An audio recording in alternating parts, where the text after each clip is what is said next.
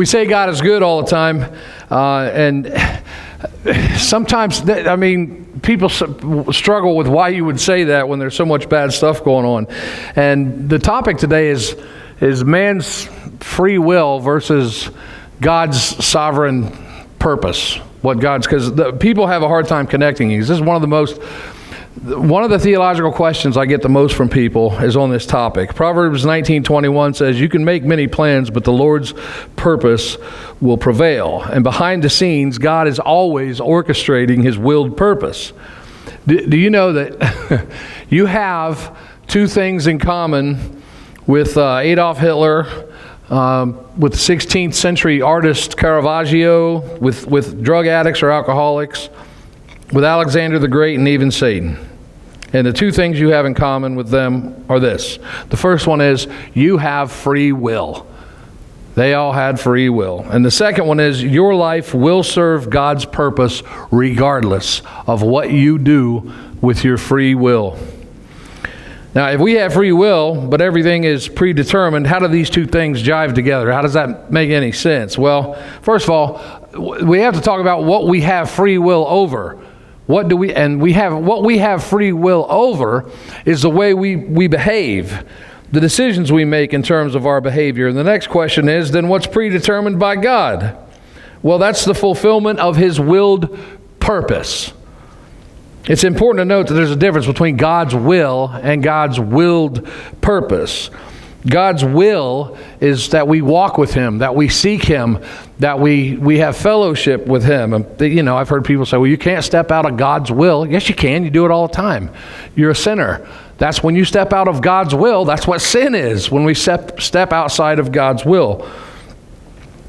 You can step out of his will and sin, but the one thing we can never do is alter what God has purposed. We cannot change God's willed purpose for anything. And just the people that I just mentioned, I'm just going to cover this real quick. Alexander the Great, what did he choose to do with his free will? To conquer the world, to conquer the known world. What did Hitler try to do in his free will? To exterminate the Jews. Addicts or alcoholics in their free will, or our free will, because I was. To sustain the addiction, usually while assigning blame to everything except naming the demons properly, which are really named accountability and responsibility. Caravaggio wanted to paint, party, and get paid. You've heard me talk about him. His artwork's in my office in art school. He was the most fascinating artist for me to learn about. And Satan, well, and his free will, we know there's been all kinds of evil things he's done, but the biggest is to murder Jesus Christ, to murder God. When God says, you know what, I will walk in man's flesh as a man, Satan goes, here's my opportunity to kill him. That's what he wanted to do. And we'll revisit these people here in a minute. We'll come back to these people because I want to give you examples of what I'm talking about, to see how God uses free will to still serve his willed purpose.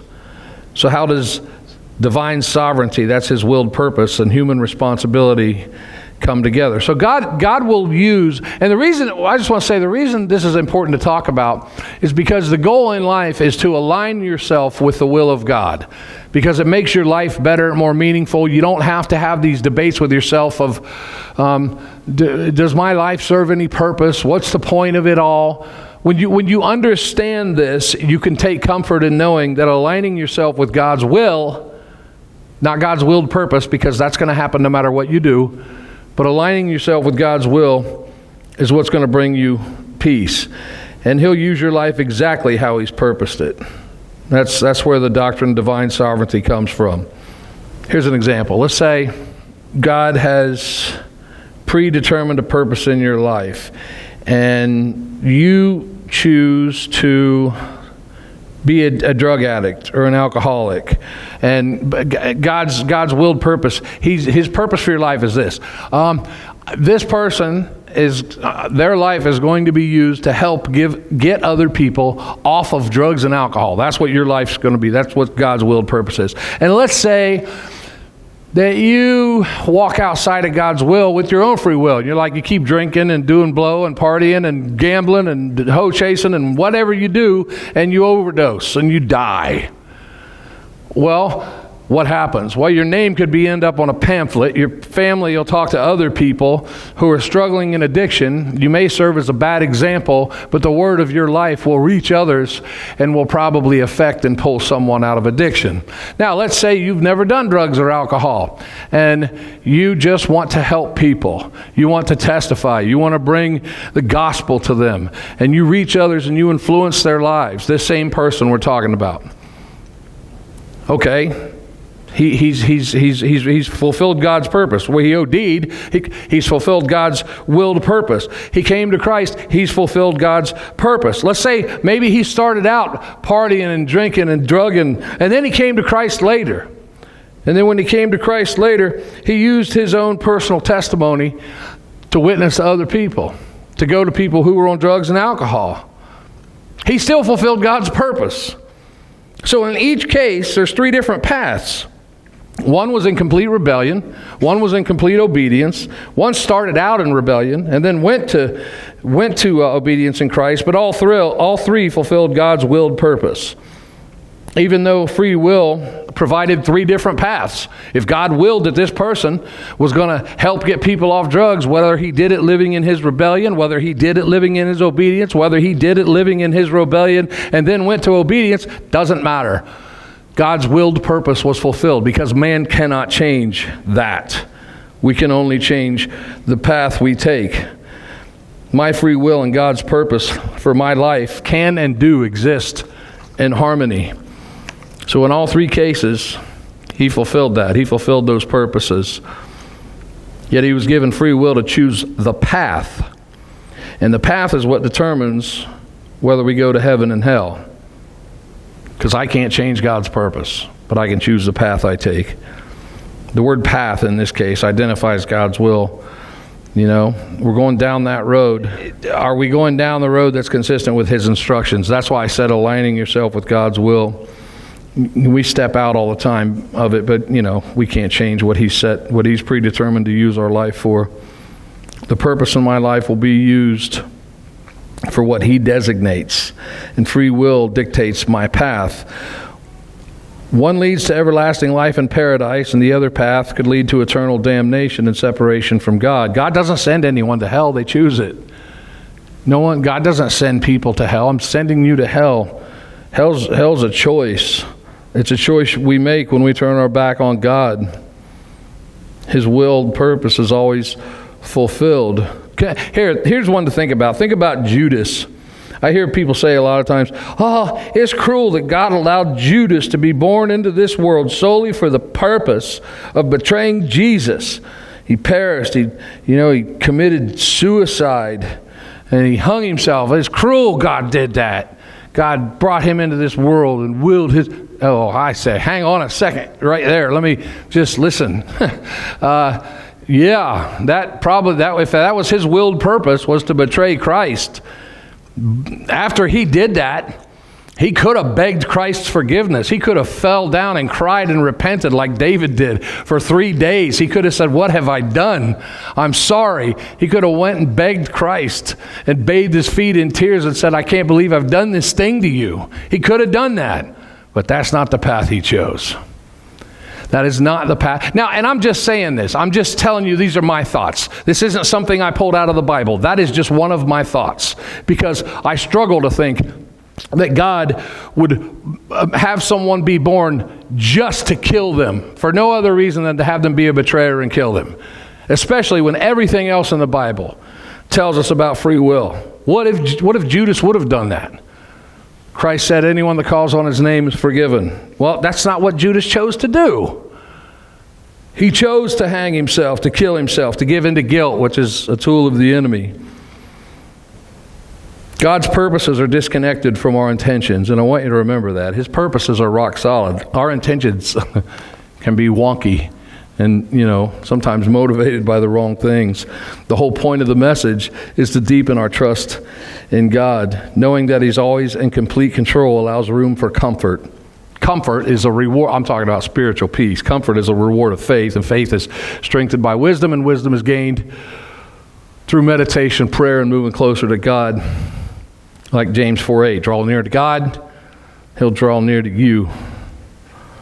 And you can feel it. Hebrews 11:1, faith is the substance of things hoped for, the evidence of things not seen. God's always working behind the scenes, especially when we're thinking to ourselves, what in the world is going on? Where is God? In Texas, them little girls getting swept away in that flood. Where is God? How could he let this happen? What's his purpose? What kind of purpose could he possibly have in something like this?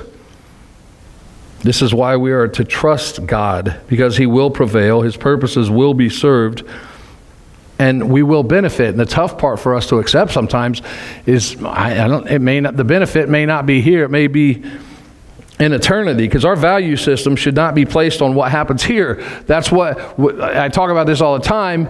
We tend to think, well, everything we have in life is from womb to tomb. And that's it. Then it's game over. And this stuff that comes afterwards is heaven and hell and all that. That's an afterthought. Well, no, that's the real life. This is the waiting room. I mean, the way we conduct ourselves in the waiting room is going to determine a lot. God's perspective is that is his time, eternity, the real time, the top priority. That's why we have to have trust. Sometimes we don't understand what's going on here. The human struggle is trusting his purpose. I'm not suggesting that these truths are easy to accept, and I know they're not. It's a tough topic to talk about. We live in a fallen world where Satan is the Lord of this world. In 2 Corinthians, the God of this age, it's talking about Satan, has blinded the minds of unbelievers so that they cannot see the light of the gospel that displays the glory of Christ, who is the image of God. So this not only tells us that Satan is the ruler of this world, but he blinds those that we're seeking to share the gospel with because they're preoccupied with what's going on here. God, if you think about it from God's perspective, the way he must see humanity, his creation as a whole, and think, they chose Satan over me. They chose to, okay, well, if that's who you trust, then he can be your ruler. Mankind, Adam and Eve, elected Satan. So, because like I say all the time, if man doesn't look at God and say, thy will be done, God will look at man and say, thy will be done. And that's what happened. I remember one time sitting in my mother-in-law's kitchen, and I've told this story. A few of you probably remember it. Grace's mom, her family was wiped out in the Holocaust. I didn't talk to her about it. This is long before I met Grace. I mean, I dated Grace. That's when she used to tell me, marry my daughter. And I said, I'm not marrying your snobby daughter. I don't like her, and she don't like me. And boy, how things change. But I was close with Nana for a long time. We took her on one of her trips when we were sitting at the kitchen table. She set up all this food, and she looked past my shoulder, and there's a tin picture on the wall, and she said, that's where I was. I peed my pants. And I said, that's not something you expect someone to say. And I said, what are you talking about? And I could see her looking past me. I looked at the wall, and it was a schoolhouse, I think it's Eshelbrook, and she said, I was sitting by that window when the Nazis came in, and they kicked the doors in, and they were reading a list of names of kids, and I didn't know if my name sounded Jewish or German because they were taking the kids out of the schoolroom, and I peed my pants because I was scared. And she said this every time I think about that memory, I think there is nothing in my life that I should ever complain about. There is nothing that I've gone through that holds a candle to that. I've had some tough stuff happen to me, some bad stuff, but boy, nothing like that. And I'm thinking, wow. And it just brought back the whole memory. How, what good could possibly come from this? What willed purpose could God, and this is what people don't believe in God say, could possibly come from all this? Because no matter what free will is used for evil by men, God will reassign it for his willed purpose. That's how. Satan attempts to corrupt, destroy, and deceive mankind. God's purposes won't be canceled out. So the evidence, you think about the Holocaust. What purposes were possibly advanced for God's willed purposes from the Holocaust, his chosen people? Well, I have two things I wrote down. The first one is God's people came together, albeit in mourning and suffering, and strengthened their resolve to continue striving for the goal of restoring the great nation of Israel, God's chosen people, which was prophesied. Satan wanted to destroy all possibilities of God's chosen ones rebuilding their nations. Instead, the Holocaust strengthened them and pulled them together. And the second one I have is Satan's works and tactics were once again exposed and recorded into history books, that we may forever see proof of not only his existence, but his particular hatred for God's chosen people. They were strengthened to come together in the resolve to build their nation. There's many other byproducts that came from the Holocaust. A lot of them we don't talk about because they're not, big, grand acts. But it's easy to, we always say that number, 6 million Jews. 6 million Jews. That's what sticks out, just the massive power of that destructive number. But like I said, God's always working behind the scenes. Sometimes we don't have the time to talk about or to think about what came out of that. What did it produce? How did it produce more fruit? Because it did produce more fruit. And with that school of thought, consider this. As a result of the Holocaust, my wife's family migrated or escaped to America. My mother-in-law raised her family. They went on to foster needy children in group homes, to operate 2 of those homes, take care of orphaned and troubled kids. I met my wife, which through God's influence got her saved and got me back to the Lord and out of the whiskey bottle. And I'm now your pastor. This is just one thing that came to mind that bore fruit because of the Holocaust. The fruit sprouted up here. It's just a sprinkling of it. God produced fruit. Imagine all the other stories, one by one, that have nothing to do with me, just that came out of it, that are even similar to this one, that went out. All those who produced fruit after this terrible event, due to this terrible event. God's purposes won't be denied. They won't be stopped. They can't be stopped, even in the light of suffering.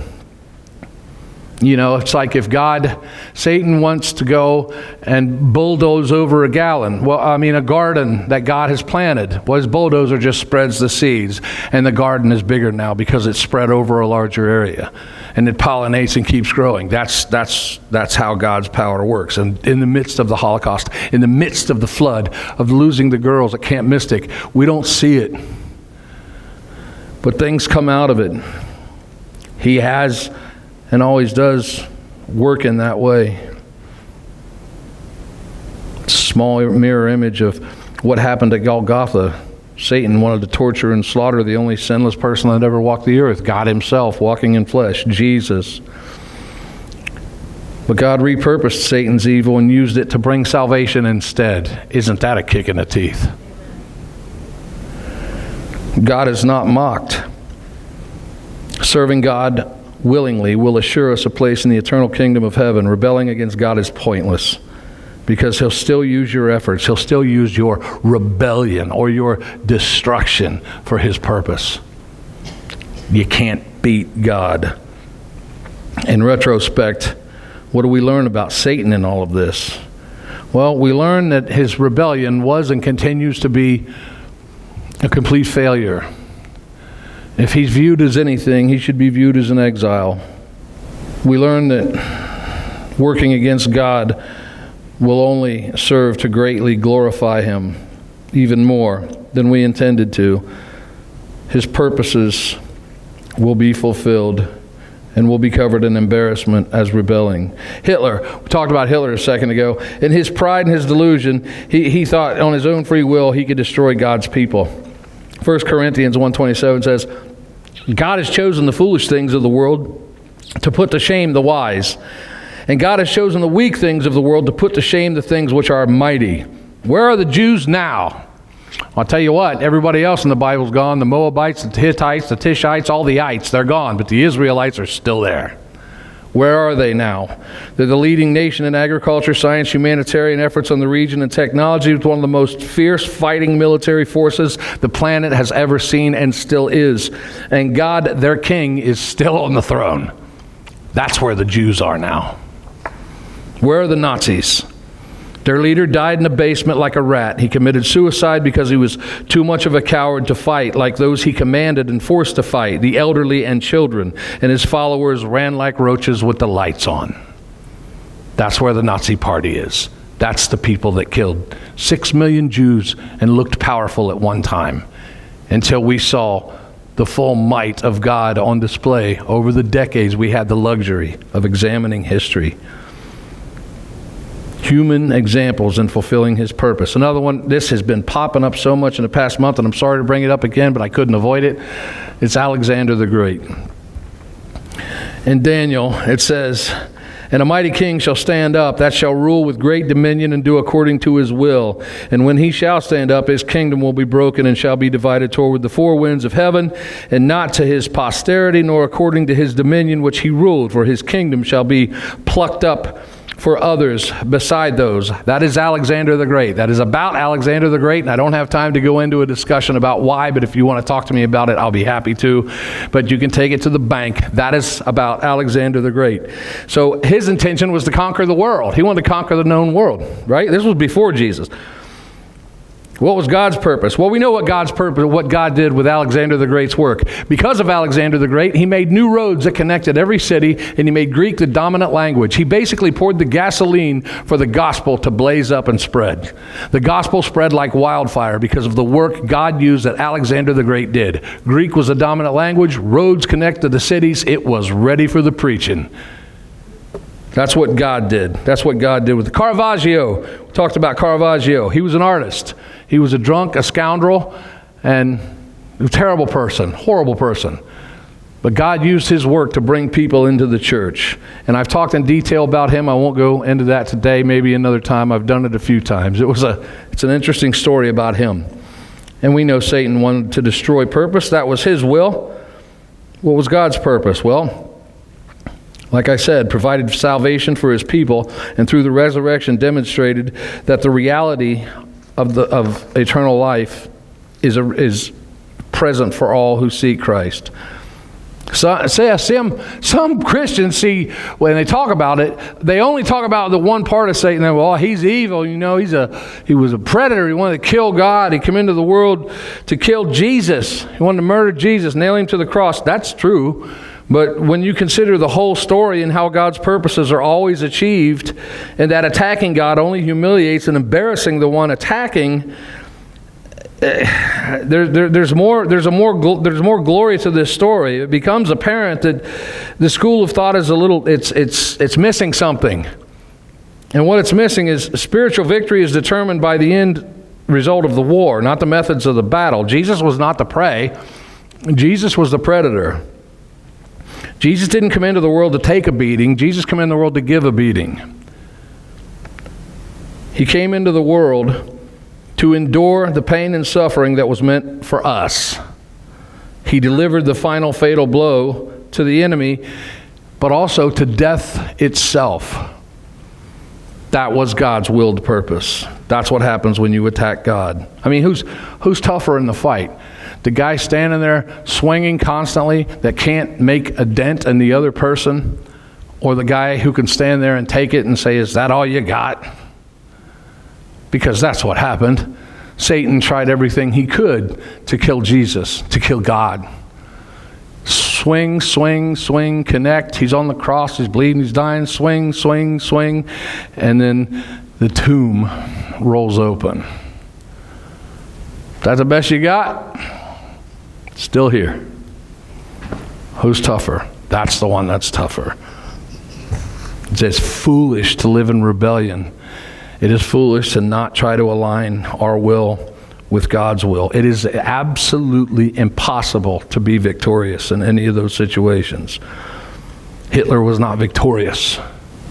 Seek him and see his grace is sufficient. Free will abounds, but God's willed purpose reigns. 2 Corinthians 12:7-10 says, "Or because of these surpassingly great revelations, therefore, in order to keep me from becoming conceited, I was given a thorn in the flesh, a messenger from Satan to torment me. 3 times I pleaded with the Lord, take it away from me. But he said, my grace is sufficient for you. My power is made perfect in weakness. Therefore I will boast all the more gladly about my weakness, so that Christ's power may rest on me. That is why, for Christ's sake, I delight in weakness, in insults, hardships, persecution, and difficulties. When I'm weak, I'm strong. We can have strength in our work, in our weakness. We can, there's weakness and worry and heartbreak right now in the world, in Texas especially. I know there's a lot of it, but that's the one that keeps coming to my mind. I got girls. I remember when they were 8. It's all I can think about when I watch that. We know God will have His willed purpose done, and He is in control. And as hard as it is, I can't comfort someone by saying, well, it's okay because your child's in heaven now. Well, that's true. And that's a nice thing to say, but that's not enough. And sometimes words aren't necessary. Just being present is necessary. We need to think, I can relax and trust God because no matter what I do in my free will, His purpose is going to be accomplished. So what do? Well, I need to pray. I need to read my Bible. I need to follow the instructions because those are the instructions. Bible, right? Basic instructions before leaving earth. Get your nose in there and read it. I'm the one that's going to get the grade card based on how I spend my time in the waiting room. What I do here. His purpose is going to be fulfilled. No one close to God is too weak to be used by God. But I've met a lot of people who are too strong. A lot of people who are too strong to be used by God. People that won't do what Paul said and acknowledge Him in the moments that he's weak. What does he mean by that? In my weakness, I am stronger. Have you ever seen someone who's at the end of their rope, but you cannot take the joy out of their heart that they have a relationship with Christ? They're thinking about eternity. That's an eternal perspective. That's what that means. Even in my weakness, in my eviction, in my bout with rehab, and I lost my job and living in the underpass, even in that, I'm strong because I have Christ. That's the point he's trying to make. And all those scenarios apply to so many people in the world. So to reflect, when I ask the question, what purpose can God possibly have for this? The answer is, my grace is sufficient for you. My grace, as he told Paul, take this bad thing from me. Paul wanted perfection. He didn't want to have sins. He didn't want to have bad things about him. He didn't want to have struggle. Take this from me. God says, my grace is sufficient for you. Stay close to me. That's my translation of understanding that. God is saying, stay close to me, you're safe. I may not understand at the time, but I'll tell you what. The things that I said this so many times in counseling, there are so many things you don't understand, but you will. You will. And it's like another theme that's been coming up over the past month. When we get to heaven and we see what's in front of us, we're going to say, it was you all along. It was you all along. Questions are going to disappear because we'll know. My favorite Bible verse is so short, Psalm 46:10. When these troubles come, be still and know that I am God. That applies to every situation in my entire life. When we don't understand, you can take comfort in knowing that your free will is not what establishes the outcome. It establishes your path. Trust God. Be still and know I am God. Romans 8:2-8. And we know that all things work together for good to those who love God, to those who are called according to His purpose. Right. Hang on, Pastor. According to that verse, that's only for people who love God. What about the people that go to hell? Exactly. If they choose hell over God, that's a good place for them. He didn't send them there. They chose it. How does God use my suffering for any good purpose? How am I? What willed purpose does God have if my brother dies? And how's that? What purpose does that serve? Well, the first thing that comes to mind is it drives me to my knees closer to Him.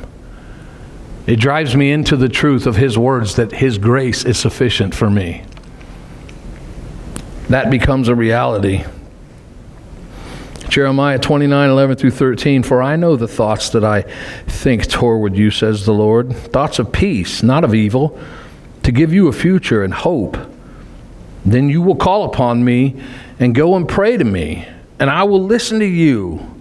And you'll seek me and find me when you search for me with all of your heart. God will use anything for his purpose. God will use weakness as strength to do so. God's path will not be altered by human intentions. God will use everything, even evil, to serve his purpose in the end. God's iron will is our comfort. There's always a predetermined purpose to our will and our efforts. It's interesting, no matter how you think you can change it, you can't. We can do whatever we choose, but we can't choose to decide what God's willed purpose is. So, what if I make all the right choices and God still lets my life go down the crapper? I do all the right stuff and everything still just I'm trying to, be right with God. What happens then? Well, it comes back to the same answer we started with, God's willed purpose. And without going into a long-winded explanation, you can go on YouTube and watch the whole series on my favorite Bible character, Joseph, and see how bad his life. You think you got it bad? You read about Joseph and see what God did with Joseph's life. Despised by his own, betrayed, imprisoned, falsely accused, God brought him into prominent leadership over his captors to prevent a famine, among other things. But we have to take comfort in knowing that God is in control. Have gratitude that he gives us free will of that control, because free will is a gift. Understand there's no stopping his purpose. So, what I opened with, what you have in common with a drug dealer, Hitler, Alexander the Great, Caravaggio, their lives were all used to serve God's purposes, and your free will, no matter how you choose to use it, will be used to serve God's purposes.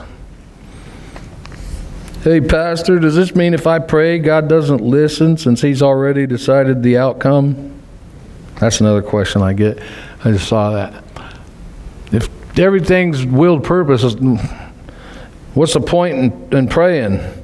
Well, first of all, the Bible has shown us that God has responded to prayers. When people ask for rain, he brought rain. When he asked him to destroy enemies, he destroyed enemies. When he asked him to withhold judgment, God said, okay, he withheld judgment.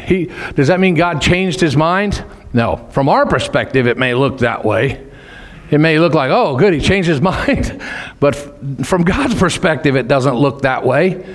So the point is to align yourself with the will of God. The more you listen, as I get older, when I pray for people who have like cancer or some terrible thing is happening to them, their body in the hospital, I always pray for healing. I just always do. But I also know the nature of God, because I've got to know the nature of God because I pray and meditate and read the Bible more. And I know that there's an answer to all prayers. I also know the answer isn't always yes. So the main thing I pray for is that person seeks God, feels God, has godly people around them, and clings to the reality and the truth of Christ. I spend about 10% of the prayer praying for healing, and the rest of the prayer for that person that they grasp onto Christ, and that those around them do the same. Because I know that God's willed purpose is going to be accomplished. And if it is determined that they're going to go home, I can't change that. But I'm also told by the Bible to ask for anything. So I always ask for that. But what's more important to me isn't whether or not they're leaving the waiting room. It's where they're going to spend eternity. And so that's what I spend my prayer energy on when that happens. So the point in praying is to align yourself with God's will. You start to understand God better. You can say, oh, look, he changed his mind. He did this.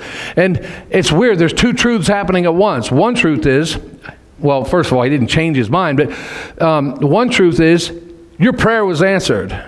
Your prayer was answered because you're aligning yourself with the will of God in the nature of the things you pray for. This is a discussion that could go on forever. I hope I made sense. There's a box out there, a comment box. If you have any questions or prayer needs or anything like that, right by the door when you leave, you can put them in there. And I'll be glad to answer any questions. But from our perspective, it may look like he changed his will, but not from his. Free will exists inside of God's elected divine sovereignty. Choose the right path, Choose the path of Christ's instruction. Place your values on eternity, not here, because that's how you benefit. This is how you see purpose in life. This is how, what do we always say? You make life better. We always ask, the people always ask, why am I here? What's my purpose? Why am I here? You're here to have a relationship with God. But the secondary answer to why am I here is so I can say, what can I do? That's there. My life is simple now. There's the answer. What can I do? That's the answer. In Christ, obviously. We close with the same thing we opened with. You can make many plans, but the Lord's purpose will prevail. We know that from history. Choose to be part of God's willed purpose. Walk in His will, and your life will make sense. Your trust in Him will be your bed of comfort and assurance as we pass by some of the horrors in this world, like that loss of life in Texas. And it's an important topic to think about because the life application is comfort. The whole reason to talk about this is to understand, not so I do what I want, God's going to change the outcome anyway. No. Think about the first illustration. God's willed purpose is going to happen, but the path is going to determine what happens to me in my destiny. He'll accomplish what He needs to accomplish. He's given the freedom of allowing me to choose whether I want to be with Him or go to a place that's a whole lot worse. So, all right.